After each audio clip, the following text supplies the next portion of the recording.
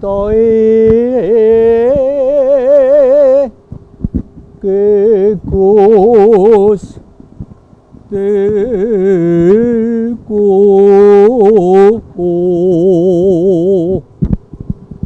Kusumopu Trimandele Tandandeca Yosu Munar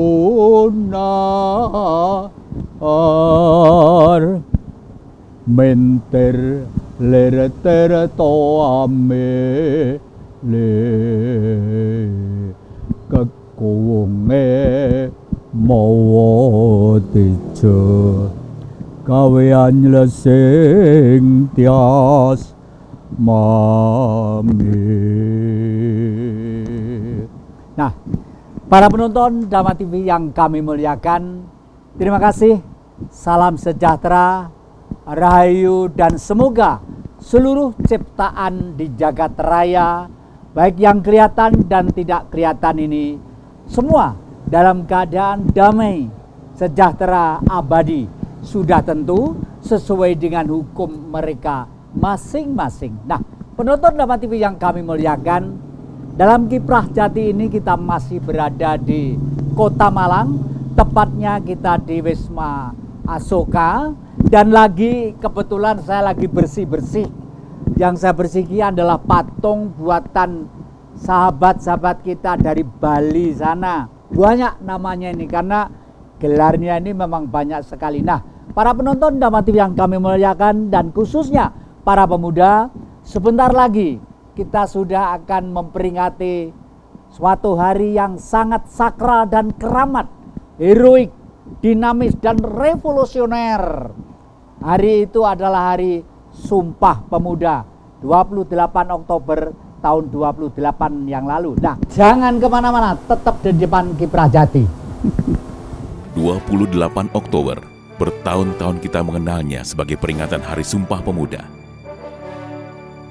Pada tanggal 27 dan 28 Oktober 1928 sendiri, di mana para pemuda dari penjuru Nusantara berkumpul dalam kegiatan kongres atau dikenal pada saat itu dengan istilah Kerapatan Pemuda. Kongres Kerapatan Pemuda itu merupakan salah satu upaya dalam melawan kekuatan kolonialisme ketika itu yang berusaha menguasai alam pikiran bangsa Indonesia agar senantiasa patuh dan tunduk pada kolonialisme Belanda dan hilang identitasnya sebagai bangsa Indonesia yang berdaulat dan merdeka. Kongres Kerapatan Pemuda dengan kata lain merupakan gerakan counter ideologi terhadap kolonialisme. Sifat radikalistik dan revolusioner adalah upaya untuk melawan kekuasaan besar yang ada pada saat itu. Tapi tidak ada sumpah kolosal ataupun janji hikmat yang diucapkan layaknya dalam sebuah upacara. Hasil kongres atau Kerapatan Pemuda saat itu adalah sebuah catatan putusan atau dokumen resolusi. Istilah Sumpah Pemuda juga tidak dikenal setelahnya. Pada tahun 1931 baru muncul istilah ini dalam sebuah tulisan jurnalistik yang dibuat oleh Sultan Takdir Ali Syahbana. Tapi pada saat itu, istilah Sumpah Pemuda masih belum populer. Peristiwa Kongres Kerapatan Pemuda 28 Oktober 1928 pertama kali diperingati di Istana Presiden Yogyakarta pada 28 Oktober 1949. Bung Karno merasa perlu memperingati hari pertama kali diperkenalkannya Himne Nasional Indonesia Raya, karya W.R. Supratman. Tidak ada kaitannya dengan Sumpah Pemuda ataupun momen memuliakan dan memitoskan sosok pemuda. Baru pada Oktober tahun 1953, pada peringatan Kongres Kerapatan Pemuda yang ke-25, istilah Hari Sumpah Pemuda dipakai secara resmi menggantikan istilah Hari Lagu Kebangsaan Indonesia Raya. Pemerakarsanya adalah Muhammad Yamin. Kata sumpah dipakai untuk disejajarkan secara historis dengan Sumpah Palapa yang pernah diucapkan oleh Gajah Mada. Selain untuk mengaitkan dengan sejarah ruh persatuan Nusantara, Muhammad Yamin menjadikan peringatan Sumpah Pemuda sebagai senjata ideologis untuk memberangus gerakan separatis yang ramai di pertengahan tahun 1950-an.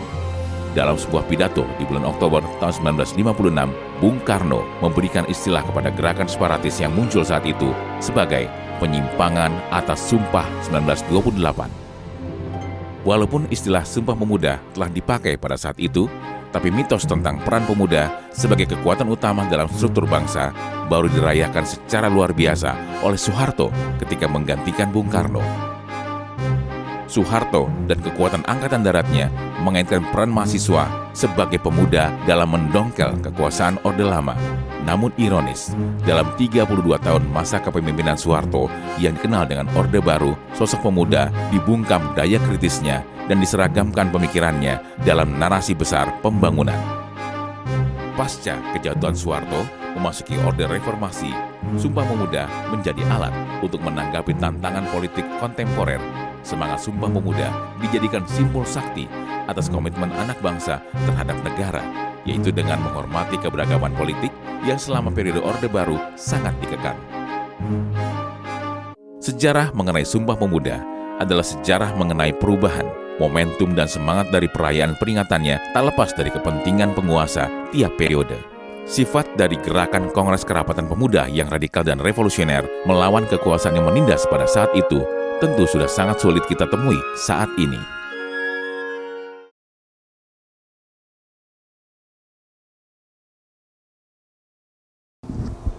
Lonwun. Wah, Pak Jati. Monggo. Narsi Arisin. Iya. Wah, monggo. Nggak ganggu toh ini? Oh, dak.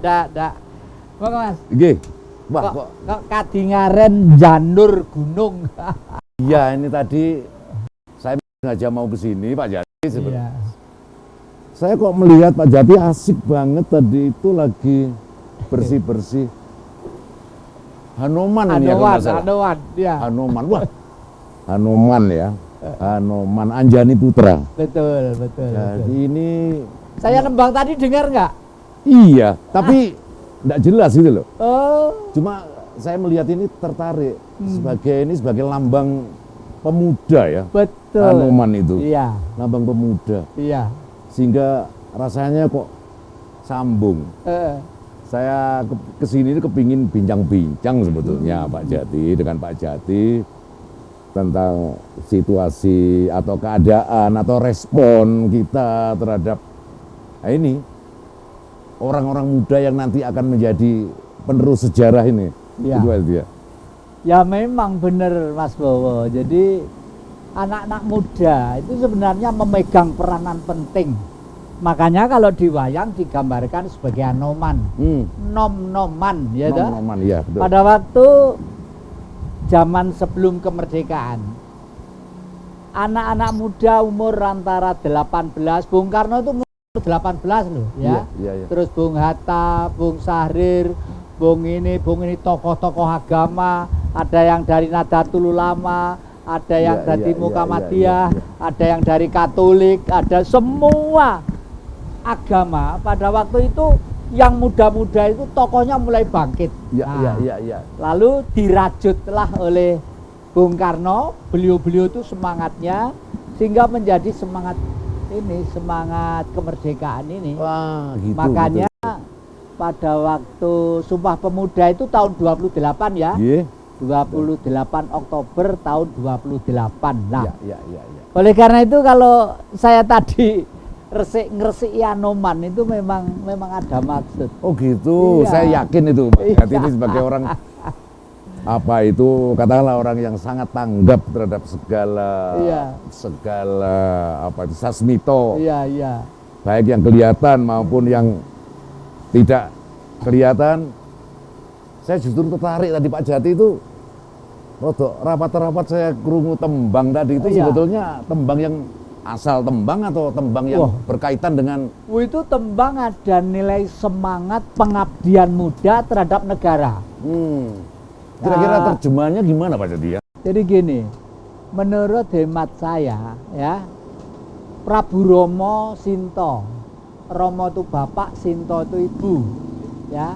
Lalu Poncowati, ya, Poncowati itu mungkin loh ya, saya nggak tahu. Anggaplah ini otaknya gathuk ya, tapi ada kaitannya.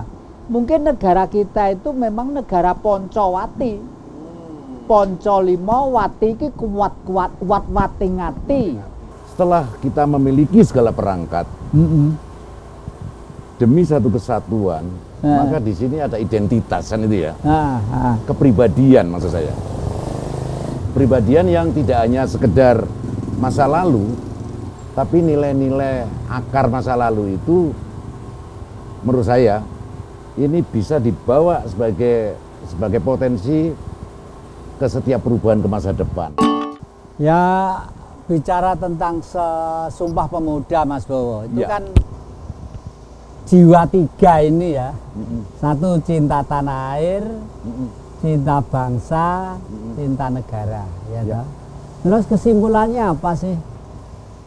Bangsa itu mesti punya tanah air, ya toh? Karena kalau bangsa itu tidak punya tanah air, itu kuyo-kuyo ke sana kemari. Contohnya saudara-saudara kita yang di Timur Tengah, ada suatu bangsa nih tanah airnya itu dua direbutan kan. Akhirnya perang sudah berapa puluh tahun itu nggak selesai-selesai. Karena antara manusia dan bumi itu satu kesatuan ya. Lalu negara. Setelah bangsa itu memilih wilayah, barulah ngatur aturan main. Lah, kumpulan ini, lembaga ini dinamakan negara. Karena negara itu mesti ada 3 perangkat besarnya. Satu, legislatif, kalau di Indonesia ya MPR, DPR ya. Lalu kedua, yudikatif, bangsanya Mahkamah Agung, Kejaksaan Agung dan lain sebagainya ya. Lalu eksekutif, yaitu yang memegang pemerintahan. Itu satu sama lain mempunyai satu kesatuan yang tidak bisa dipisahkan. Satu kesatuan yang tidak bisa dipisahkan. Nah, sekarang saya ganti bertanya ini. Kalau saya itu kan sudah di gunung, di lereng Arjuna sana, di Pedepokan. Sampean yang sudah lama saya pikir, sejak dulu muda sampai sekarang masih menjadi tokoh masyarakat dan memimpin salah satu lingkungan masyarakat ya. Terus selama ini yang sama dengar jeritan, tangisan, permintaan, luapan para pemuda itu apa kira-kira? Iya. Ini pertanyaan ini memang pertanyaan tentang realitas kebudayaan, Pak Jati. Menyambung sedikit apa yang ngendikan Pak Jati tadi itu, setelah kita memiliki segala perangkat demi satu kesatuan, maka di sini ada identitas kan itu ya. Kepribadian maksud saya.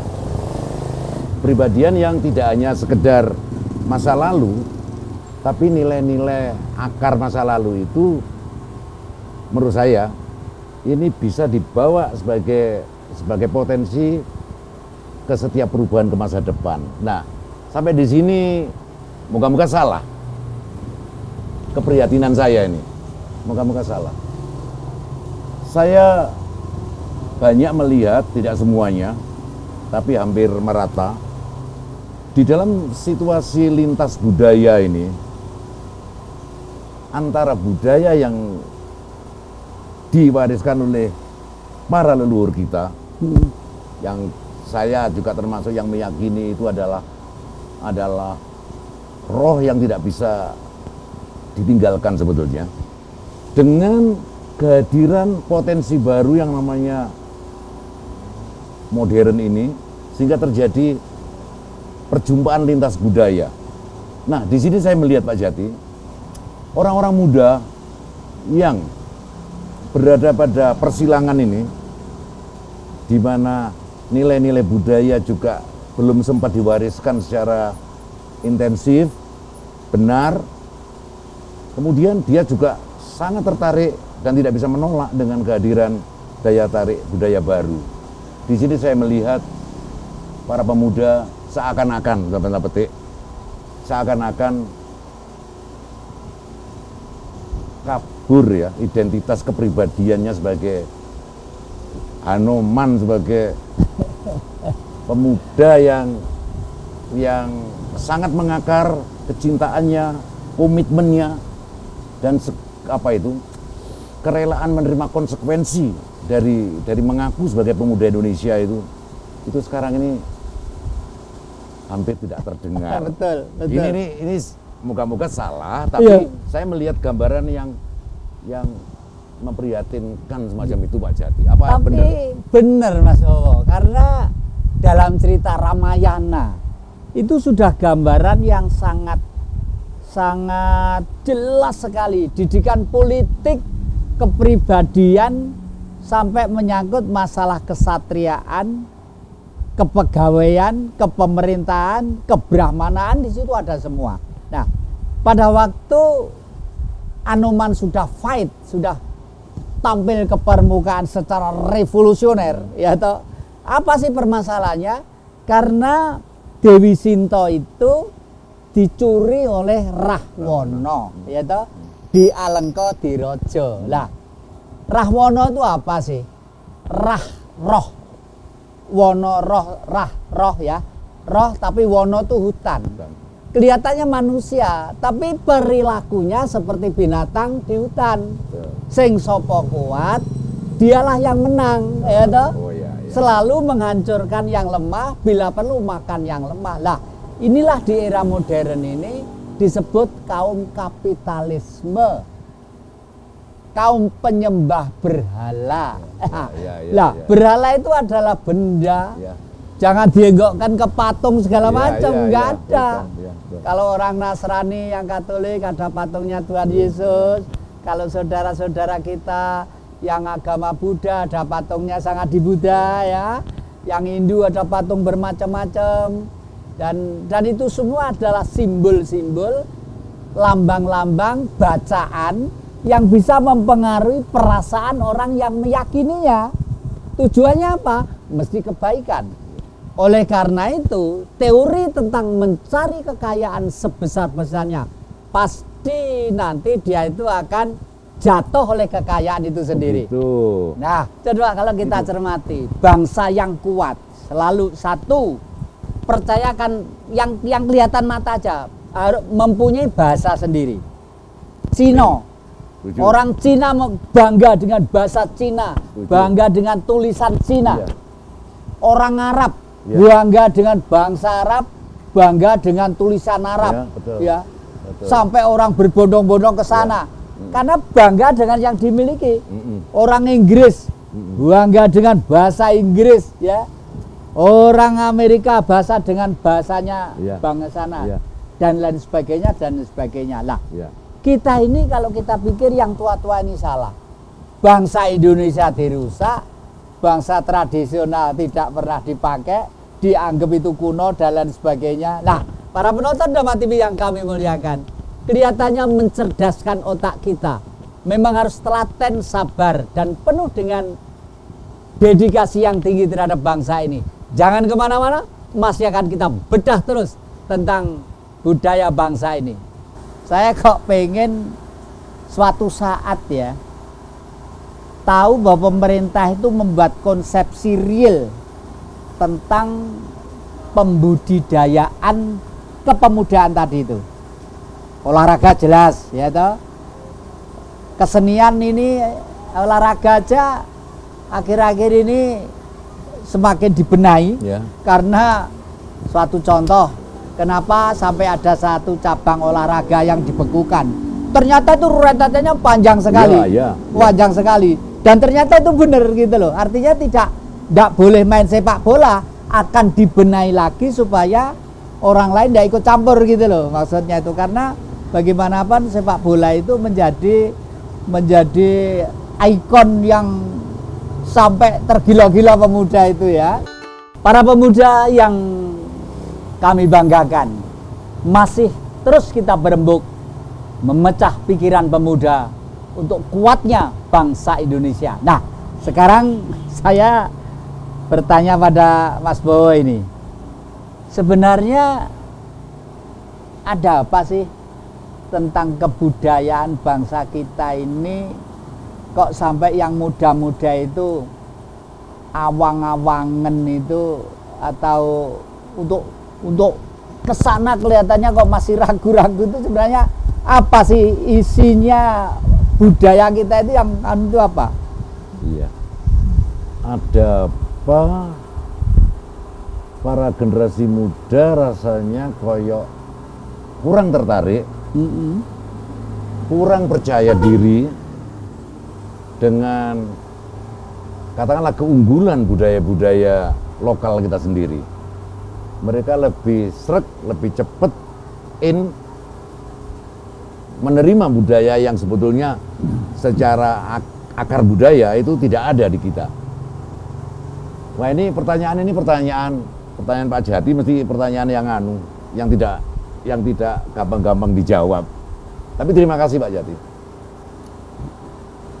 Mengapa? Ini sebetulnya agak panjang sedikit. Begini Pak Jati. Salah satu akar budaya yang membuat ekspresi-ekspresi budaya nasional ini menjadi kaya dulunya itu adalah karena hubungan manusia dengan manusia itu sangat dekat. Rohnya adalah bumi. Rohnya adalah bumi. Inilah mengapa kita disebut negara agraris. Rohnya adalah negara bumi. Nah, disinilah muncul suatu kearifan-kearifan yang berkaitan dengan nilai-nilai yang akhirnya itu membangun suatu potensi yang namanya saling peduli, saling tolong-menolong yang disebut gotong royong. Orang dalam budaya agraris, Pak Jati, kita tahu, misalnya satu desa itu mesti rumahnya Pak Jati di sini tidak asing dengan saudara kita yang di ujung desa sana. Kita rasanya sangat peduli dan kita merasa aman. Nah, ketika budaya human ini, kemanusiaan ini mulai berganti, di sinilah Pak Jati saya melihat suatu pergeseran. Saya tidak menolak itu. Nah, saya ingin mengatakan, ketika dulu itu ada budaya-budaya yang sangat bisa dibanggakan, sekarang ditinggalkan. Ini karena ada sistem yang sengaja bukan dirusak ya, tapi ditutup atau bagaimana penyaluran nilai-nilai ini dari generasi ke generasi ini. Lewat pendidikan, lewat perilaku, lewat ini semuanya. Nah, saya melihat malah bertanya, apakah generasi muda tidak yakin bahwa sebetulnya potensi budaya sendiri ini bisa dijual ke dunia modern? Ini pertanyaan-pertanyaan yang saya sangat paham dan setuju apa yang Saman sampaikan tadi itu. Kelihatannya negeri ini dalam tanda petik pemerintah ini harus banting setir ya 180 derajat, karena jumlah pemuda ini satu, jumlahnya besar ya. Yang kedua, bagaimanapun suatu bangsa itu adalah masa depannya yang memegang mereka. Setuju. Oleh karena itu, setelah saya mendengarkan apa yang saya sampaikan tadi, Mas Bowo, saya kok pengen suatu saat ya tahu bahwa pemerintah itu membuat konsepsi real tentang pembudidayaan kepemudaan tadi itu. Olahraga jelas ya toh. Kesenian ini, olahraga aja akhir-akhir ini semakin dibenahi karena suatu contoh kenapa sampai ada satu cabang olahraga yang dibekukan. Ternyata itu rentetannya panjang sekali, panjang sekali. Dan ternyata itu benar gitu loh. Artinya tidak boleh main sepak bola, akan dibenahi lagi supaya orang lain tidak ikut campur gitu loh. Maksudnya itu karena bagaimanapun sepak bola itu menjadi ikon yang sampai tergila-gila pemuda itu ya, dan hampir seluruh dunia lah itu ya. Nah, saya setuju Mas Bowo. Oleh karena itu alangkah baiknya kalau pemerintah lewat legislatif itu mendorong legislatifnya itu mendorong eksekutif untuk membuat program-program kepemudaan yang real, yang menyangkut masalah kemandirian yang terkait dengan agraris tadi itu. Ya. Oke. Gitu? Benar itu. Bahkan kita ada agraris saya, asal Iya. Bahari tadi itu. Bahari. Benar, Pak Jati. Nah, di sini saya setuju. Kita rupanya sambung ya. Iya. Kita dulu basis kita adalah negara atau budaya agraris. Pemerintah sekarang sedang concern untuk membangun potensi-potensi kebaharian atau budaya maritim istilahnya ya. Iya. Nah, mari kita tinggalkan hal-hal kontradiksi secara pemahaman dulu itu bahwa negara agraris itu dari pengaruh Hindu Pak Jati ya, itu yang namanya poros alam ini adalah aksis mundi ini adalah simbolnya Gunung Mahameru kan itu ya Pak. Makanya kerajaan-kerajaan dulu pusat itu mendekat ke gunung ya, Jambudwipa itu ya, wilayah itu ya, wilayah itu Ya. nah potensi-potensi bahari itu di pinggir. Nah pemerintah sekarang saya melihat mulai digabungkan potensi agraris dengan basis bumi, padahal dasarnya laut ya bumi ya tetap Ya. Ya. dengan kebaharian ini. Nah disinilah saya setuju, tidak hanya pemerintah, tidak hanya legislatif, tapi mungkin seluruh komponen bangsa. Jadi maaf tak selani sidik. Nah, Kalau begitu istilah tanah air itu tepat ya. sangat tepat. Tanahnya adalah agraris, airnya itu adalah bahari itu. Amin, tepat. Nah, tergantung sekarang pemuda-pemuda Ya. penerus bangsa ini bagaimana membangun suatu strategi Ya. kebudayaan demi kesejahteraan rakyat berbasis kekuatan spirit bumi atau agraria tadi itu, Ya. agraris tadi itu Ya. dengan kebaharian. Ini yang jangan menjadi pertentangan kepentingan pemikiran modern ya. Ya. Yaitu menganggap bidangnya itu lebih hebat daripada yang lain. Oh, bahari lebih hebat daripada agraris misalnya atau sebaliknya. Bagaimana ini tidak terletak secara kontradiksi, tetapi komplementer. Artinya itu saling melengkapi ya. Saling melengkapi. Mungkin ini akan menjadi potensi yang Ya. bisa mewujudkan kesejahteraan rakyat lahir dan batin. Ya. Nah, strategi kebudayaan sekali lagi kalau menurut saya isinya bukan pasal-pasal ya, tidak Iya. hanya pasal-pasal ya, Bukan. tapi kesadaran untuk mengawal proses, Nah. mengawal proses Iya. pertumbuhan, arah dan sebagainya. Jadi saya mengusulkan kalau memang kita harus mempunyai suatu kebijakan yang namanya strategi kebudayaan, mau Iya. dibawa kemana bangsa ini, itu isinya bukan sekedar ayat-ayat pidana atau ayat-ayat Ya. tapi suatu concern, suatu kesungguhan seluruh komponen ini, terutama pemerintah, itu mengawal Ya. terjadinya proses. Ya. Ya, Ya, contoh kecil aja, Mas Bobo. Paling tidak kalau yang tua-tua itu memelopori berbusana ala Indonesia. Ala Indonesia itu yang mana? Ya yang Aceh, ya yang Minangkabau, ya yang Bali, yang Banjar, yang Papua Irian ya, yang Sunda, yang Madura. Itu adalah milik Indonesia. betul. Karena dengan berpakaian alat tradisional yang berkearifan lokal, itu jelas salah satu wujud bahwa jiwa kita itu ya inilah Indonesia. Ya, toh? betul. Ngapain kita mesti menjual negaranya orang lain? Yang untung kan mereka. Nah di sini saya ingin kembali kita ya, bentuk konkret dari kepedulian kita terhadap masa depan yang berbasis potensi leluhur ini. Betul. Dalam praktek keagrariaan, kebumian dan kebahariaan ini apa? Saya ingin mengatakan demikian Pak Juti.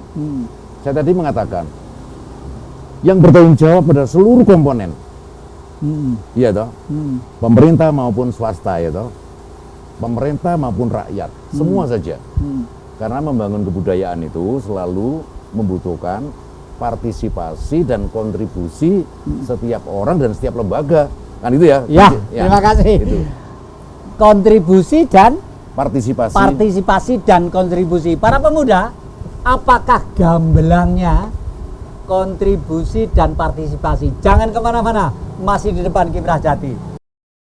Saya setuju. Itu ya. Buktinya apa?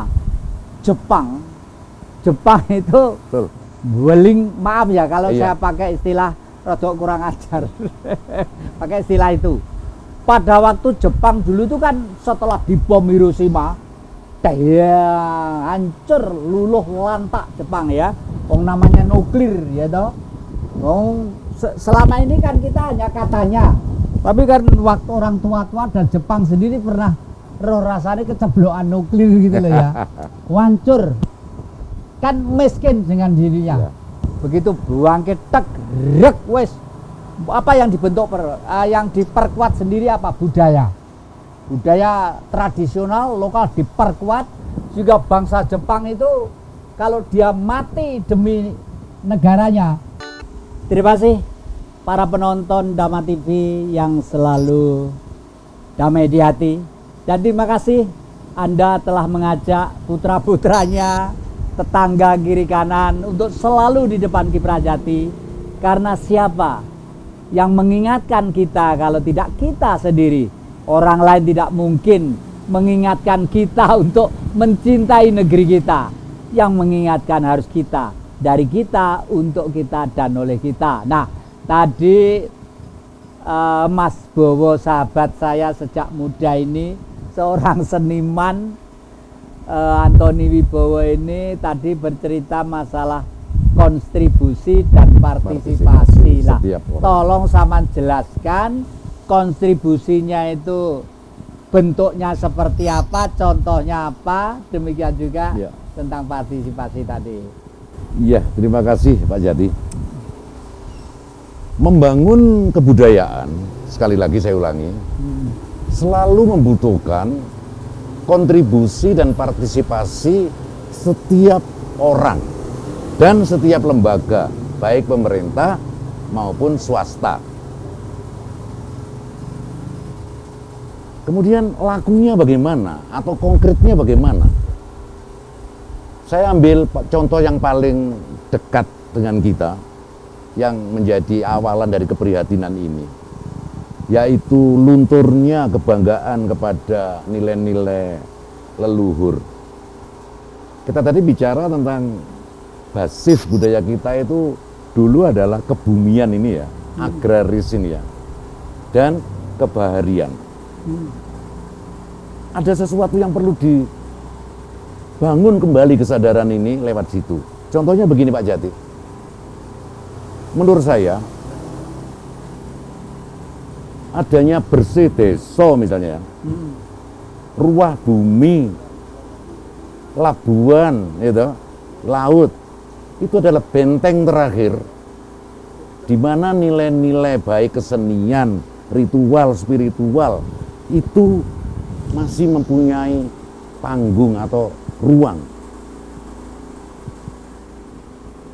Ketika sudah tidak ada lagi yang namanya kesadaran kepada bumi, kepada leluhur yang diwujudkan dalam simbol, bukan nyembah berhala loh Pak. Iya toh? Iya.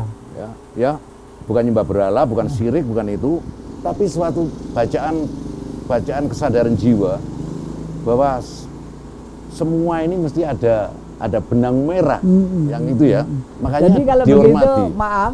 Jadi kalau begitu yang disebut budaya itu tidak sekedar orang nari, iya toh, ya musik, jelas. jadi kehidupan secara menyeluruh, yang artinya budi manusia itu sudah ajur-ajer adaptasi terhadap alam. Betul. Seperti tak ubahnya mensyukuri kemurahan Sang Maha Pemurah gitu ya. Iya. Jadi Ya. konkretnya misalnya ketika kesadaran ini sudah tidak ada ruang dan waktunya lagi, Nah, ya, maka punahlah yang namanya simbol-simbol konkret penghormatan kepada leluhur, kepada bumi dan kepada yang pemberi hidup ini. Ini memprihatinkan sebetulnya dari sisi budaya. Tapi masyarakat perorangan tidak mampu untuk membangkitkan itu. Di sini dibutuhkan suatu kebijaksanaan strategis namanya dari pemerintah daerah, baik mulai tingkat RT, RW, lurah dan sebagainya. Di kampungnya, di desanya itu perlu dihidupkan kesadaran untuk eling, untuk sadar bahwa kita ada sekarang ini gak ujuk-ujuk ono, tapi ada yang bakali dan sebagainya. Jadi eling dan sadar itu tidak sekedar kalau ulang tahun daerah tingkat 2 karnaval, lalu kalau Agustusan lomba-lomba, bukan sekedar itu ya. Jadi maksud saya ini, memang kita harus antara konten, antara isi ya toh, dan performance penampilan itu harus indah ya. Yo tontonan, yo tuntunan kan gitu ya. Nah, sekarang ini ketika ada bersih deso, di sana ada wayangan Pak Jati. Di sana muncul wayang Tengul, wayang ini ya, yang sekarang sudah nggak ada. Ada jaranan. Dan jangan heran, ada orang ngobong dupo. Iya toh. Gondo Arum ini loh ya. Bukan gondo busuk. Gondo Arum ini sebagai simbol.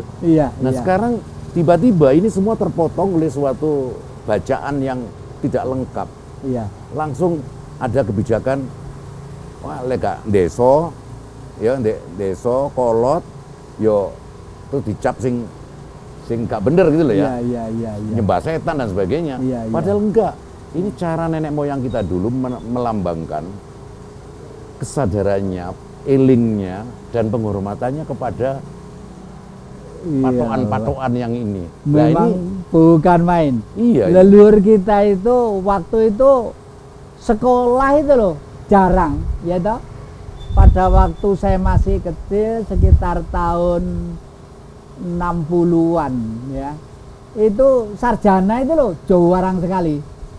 Nah, sekarang tuh sarjana angger gang loh ada sarjana loh, tapi orangnya semakin bingung lah gomo gitu ya. Jadi leluhur kita itu kelihatannya membuat ritme, misalnya ya ngamperin neton, pitonan, itu kelihatannya sepele, tapi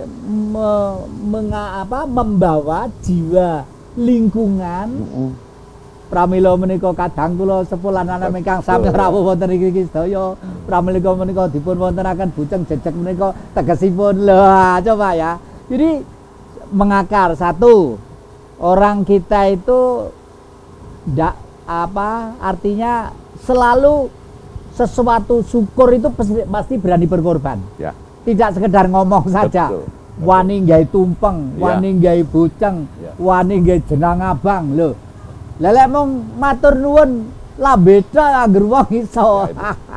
Jadi memang sekali lagi kalau kita memang concern untuk nguri-uri sekaligus merevitalisasi nilai-nilai luhur ini, itu dibutuhkan campur tangan setiap orang. Iya toh. Ada komunitas kecil, pendukungnya kecil karena yang lainnya sudah mengabaikan ya. Sadar. Tapi ternyata tidak berani karena ada anggapan-anggapan syirik dan sebagainya ya, musyrik dan sebagainya. Nah, di sini harus ada kebijakan, ada pemetaan dan pemanaan yang benar, pengajaran yang benar. Sakjane ora kaya ngono wacanane. Sebab gini, saya atau kita percaya bahwa ketika suatu bangsa itu tercabut dari akar budaya kebangsaannya, sebetulnya bangsa ini menjadi keropos. Iya toh? Saya setuju. Itu ya. Buktinya apa? Jepang itu weling, maaf ya kalau saya pakai istilah rada kurang ajar. Pakai istilah itu. Pada waktu Jepang dulu itu kan setelah dibom Hiroshima, hancur luluh lantak Jepang ya. Namanya nuklir ya toh. selama ini kan kita hanya katanya, tapi kan waktu orang tua-tua dan Jepang sendiri pernah roh rasanya keceblokan nuklir gitu loh ya. Hancur. Kan miskin dengan dirinya. Ya. Begitu bangkit tek rek wes. Apa yang dibentuk yang diperkuat sendiri apa? Budaya. Budaya tradisional lokal diperkuat. Juga bangsa Jepang itu kalau dia mati demi negaranya, itu adalah surga. Ya toh? Demi negaranya loh. Ya, demi negaranya. Bukan demi agamanya Ya, loh, demi ya. negaranya. Dan itu rasional karena setiap kitab suci mati syahid itu mesti untuk negara. Ya. Tidak ada mati syahid untuk agama, itu tidak ada, ya toh. Ya. Tuhan Yesus Iya, di setuju. tiang salib Untuk karena manusia. pengen Nazaret dan sebagainya dalam keadaan damai. Kalau perlu umat manusia Untuk sedunia. manusia. Nabi Muhammad sampai lari-lari sembunyi dalam gua, dikejar-kejar suku Quraisy karena supaya bangsa Arab ya toh, bisa tentram, tidak dikuasai oleh kaum jahiliyah ya. Sang Buddha, Sang Siddhartha Gautama meditasi di bawah pohon Bodhi ya toh. Hanya tujuannya bangsa sana atau umat manusia itu ingat kepada bumi yang harus kita cintai dan untuk kepentingan bersama. Nah, Itu yang penting. terus saya setuju tadi itu karena setelah itu Jepang itu ya China dikuasai, Wasia dikuasai, pernah ngusungi bondo kita. Lahir saya itu kebetulan waktu Jepang itu ngusungi bondo ning pelabuhan di Goweneng. Itu sebelum bom atom. Iya sebelum, aduh, Sebelum bom atom. Iya. Itu. Yang kita benar. ceritakan kan pasca bom atom. Iya pasca bom atom. Jepang bangkit, ya toh, berbasis Loh, budaya bom atom bangsanya. itu kan bulan tahun 45 Lah ya, bulannya. ya jadi langsung disusul Jepang menyerah, Heeh. Jepang hancur Iya. karena dibom itu Pak. Heeh. Iya toh. Iya. Kemudian mereka bangkit. Iya. Saiyek, Seiko Proyo, Seiko Itu, Bakti, ya. kan itu ya. Nah, saya ingin mengatakan ke depan ini saya pikir tantangannya kita sekarang ini secara ekonomi, iya toh, ya tidak mudah sekarang ini ya. Kemudian kepentingan-kepentingan politik golongan semakin atas nama demokrasi, atas nama keterbukaan, semakin para pemimpin ini sakarepe ya, iya toh, ngomong gitu, membela diri dan sebagainya. Ini semua menghambat untuk suatu kebangkitan apa itu kesejahteraan lahir dan batin ini. Nah, sekarang saya ingin mengatakan ini perlu Pak Jati, kita semua berpartisipasi dan berkontribusi untuk udu-udu kelungsu ikut membangun potensi ini. Setuju? Ya, saya setuju monggo. itu. Karena dengan mulai kita itu ada program untuk yang muda yang membangkitkan ekonomi kreatif ya. Yes. Kalau secara logika kreasi kita untuk memanfaatkan bumi seperti yang saya ceritakan dijual di dunia itu masih peluang pasarnya besar sekali. Tinggal goodwill, kemauan baik dari sang penguasa, legislatif, eksekutif, yudikatif itu kejujuran untuk sana atau tidak? Atau pilih generasi muda miskin menderita, menjadi stres dan lain sebagainya. Nah, ini yang ini PR bersama ya. PR bersama. Paling tidak saya yakin kalau apa yang dihasilkan di negeri ini dibeli oleh negeri ini kurang kok Mas. Betul, setuju. Masih kurang. Makanya saya ada gerakan namanya Gerakan Fajar Nusantara.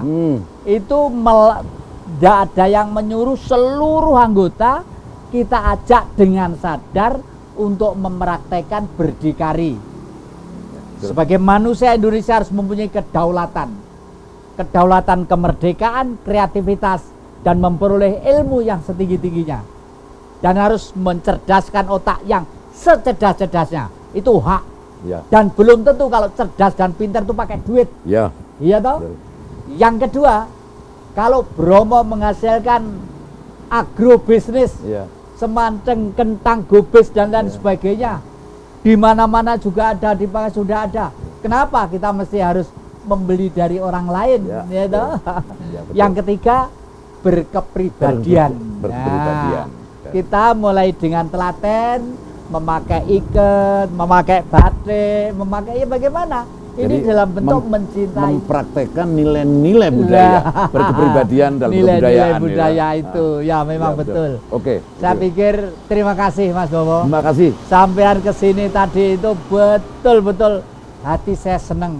Kebetulan saya itu mau berbuat apa, nggak punya jabatan apa-apa, RT gak duwe, RW blas segala macam. Iya. Yang ada adalah yang tua renta itu, tapi air mata itu akan mengalir terus kalau melihat anak cucu dan generasi muda itu masa depannya gelap. Meskipun mereka tidak pernah ngomong, tapi saya tahu mereka itu akan buntu, terbukti dari kalau kita membuka website ya. Yang satu berkhayal terlalu lebih, yang kedua kadang-kadang putus asa. Itu membuktikan bahwa mereka tidak memiliki satu keyakinan untuk menjemput era yang akan datang. Setuju. Dan apalagi begini Mas Bowo, AFTA dan APEC ini itu sudah ditandatangani bahwa nanti suatu saat industri luar yang masuk ke negara lain, misalnya masuk ke Indonesia, mereka itu berhak membawa buruh. Ya, karena apa? Mereka butuh menjamin nilai produksinya, kualitasnya, ya, efisiennya. Sudah barang tentu, ya harus kita hormati toh ya. Jangan sampai buruhnya itu wis nyambut gawe, kakean merokoke, kakean ngobrole, kadek disambi golek nomor misalnya loh ya. Itu wis nggak akan kepake gitu loh. Jadi tantangan kita berat sekali. Oleh karena itu kembali ke budaya tadi itu, kearifan lokal ini kelihatannya yang menjaga stabilitas batin perasaan warga Indonesia, khususnya generasi muda ini. Nah, para penonton Dhamma TV yang kami muliakan, memang kelihatannya kita bicara tentang Indonesia ini tidak akan ada habis-habisnya. Indonesia adalah negara besar, Indonesia adalah kaya raya, Indonesia adalah potensi. Bahkan Ketut Tantri, seorang warga negara Indonesia yang darahnya Belanda, menulis buku, namanya adalah Paradise Island. Jadi pulau-pulau yang sebenarnya adalah surga. Itu yang dimaksud adalah Indonesia. Marilah para pemuda, jangan pesimis, masih optimis. Tetapi dengan catatan, belajarlah pada leluhur. Jangan belajar pada bangsa lain. Ilmu pengetahuan tidak mengenal batas, tidak mengenal ruang dan waktu. Semakin banyak bacaan, semakin baik. Kalau hanya membaca satu kitab saja, pinter dari mana? Mesti akeh bodoh nih daripada pinter ya. Oleh karena itu yang muda-muda, terima kasih, selamat berprestasi, dan mereka ucapkan selamat melaksanakan semangat Sumpah Pemuda. Dan para penonton Dhamma TV yang kami muliakan, terima kasih Anda begitu setia mengikuti Kiprah Jati dalam Dhamma TV yang selalu damai di hati ini. Dan Kiprah Jati ini selalu disiarkan setiap hari Minggu jam 6 sore dan selalu diulangi hari Senin jam 12 siang. Terima kasih, sampai ketemu minggu yang akan datang.